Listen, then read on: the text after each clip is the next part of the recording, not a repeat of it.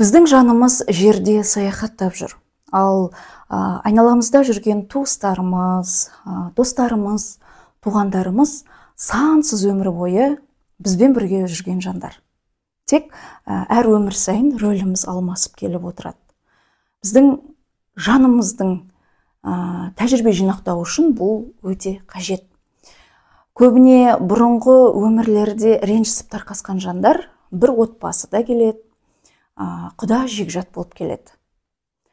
Қазіргі кезде аяқ асты жақындарыңызды, туғандарыңызды, оның ішінде әке-шешеңізді, жарыңызды, бауырыңызды, тіпті туған балаңызды қабылдай алмай, қылықтары ұнамай, өз-өзіңізден жек көріп кетіп жатсаңыз, ойша сол адамды көз алдыңызға елестетіңіз де былай деңіз: бұл екеуміздің өткен өміріміздің арасындағы энергия қазіргі өмірге әсер етуін тоқтатсын.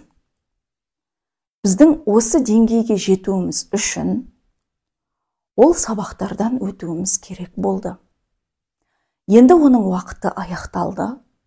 Сондықтан өткен өмірлердің кармалық энергиясын үземіз, алғыс айтып, архивке тастаймыз.